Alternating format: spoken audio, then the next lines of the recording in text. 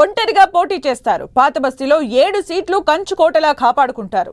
ఎవరు పవర్లో ఉంటే ఆ పార్టీతో మిత్రపక్షంగా కొనసాగుతారు. ఎప్పటి నుంచో ఇది ఎంఐఎం పార్టీ లైన్ అనేది పొలిటికల్ సర్కిల్స్ లో జరిగే చర్చ.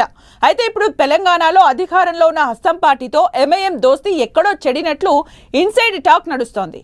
పతంగి పార్టీపై హస్తం పార్టీకి నమ్మకం సడలుతుందా? కాంగ్రెస్ పార్టీని మజ్లిస్ కూడా దూరం పెట్టాలనుకుంటుందా? తెలంగాణలో పతంగి పార్టీకి హస్తం పార్టీకి పూర్తిగా చెడినట్టేనా అంటే అవుననే సమాధానం వస్తోంది. నిన్నటి వరకు చెట్టా పట్టాలేసుకుని తిరిగిన కాంగ్రెస్ ఎంఐఎం మధ్య గ్యాప్ ఏర్పడిందన్న వార్తలు చక్కర్లు కొడుతున్నాయి.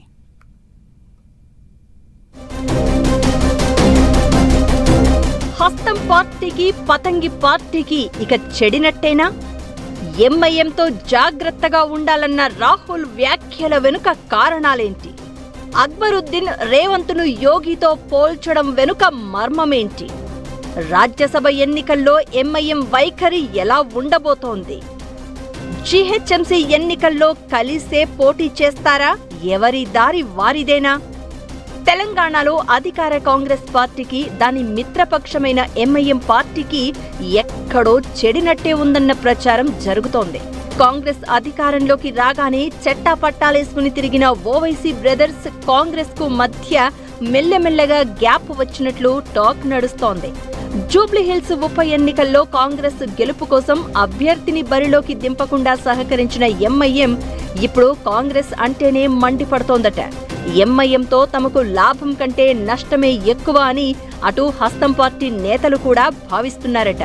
అందుకు అనుగుణంగానే కాంగ్రెస్ అగ్రనేత రాహుల్ గాంధీ ఎంఐఎంతో జాగ్రత్త అంటూ తెలంగాణ కాంగ్రెస్ నేతలను హెచ్చరించడం హాట్ టాపిక్ అయింది. పరోక్షంగా బీజేపీకి ఎంఐఎం సహకరిస్తుందంటూ హస్తం పార్టీ నేతలకు రాహుల్ హితబోధ చేసినట్లు తెలుస్తోంది.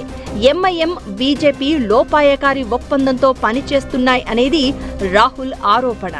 ఎంఐఎం తమ ఓటు బ్యాంకును చీల్చి కాంగ్రెస్ ను వీక్ చేసి మైనారిటీ ఓట్లను చీల్చడం ద్వారా బీజేపీకి మేలు చేస్తుందనేది ఏఐసీసీ అగ్రనేతల అనుమానమట. అందుకే ఎంఐఎంతో అప్రమత్తంగా ఉండాలని రాహుల్ తెలంగాణ కాంగ్రెస్ నేతలను హెచ్చరించినట్లు చర్చించుకుంటున్నారు. ఇక ఎంఐఎం కీలక నేత అక్బరుద్దీన్ ఓవైసీ కాంగ్రెస్ పార్టీతో పాటు సీఎం రేవంత్ రెడ్డిపై సంచలన ఆరోపణలు చేశారు. UP CM Yogi Adityanath, Telangana CM Revanth Reddy ఇద్దరిది ఒకటే తీరని అక్బరుద్దీన్ ఓవైసీ అన్నారు. యూపీ మాదిరిగానే తెలంగాణలో కూడా సీఎం రేవంత్ రెడ్డి బుల్డోజర్లతో మసీదులు, దర్గాలు కూల్చివేస్తున్నారని ఆరోపించారు. తెలంగాణలో 2 ఏళ్లలో 6 మసీదులు, దర్గాలను కూల్చివేశారన్న అక్బరుద్దీన్ ముస్లింల ప్రస్తావన వస్తే చాలు కాంగ్రెస్, బీజేపీలు ఒక్కటవుతాయని విమర్శించారు. స్వాతంత్ర్యం వచ్చినప్పటి నుంచి కాంగ్రెస్ పార్టీ ముస్లింలకు నష్టం చేస్తూనే ఉందని, బాబ్రీ మసీదు కూల్చివేత, టాడా చట్టం, మత ఘర్షణలు అన్నింటికీ కాంగ్రెస్ పార్టీ కారణం కాదా అని ఓవైసీ ప్రశ్నించారు. అయినా కాంగ్రెస్ ను క్షమించి మద్దతిచ్చామని, కానీ ఆ పార్టీ నేతలు బీజేపీని బూచీగా చూపెట్టి ముస్లింల ఓట్లు తీసుకుంటున్నారే తప్ప ముస్లింల అభివృద్ధికి కృషి చేయడం లేదని అక్బరుద్దీన్ ఆరోపించారు.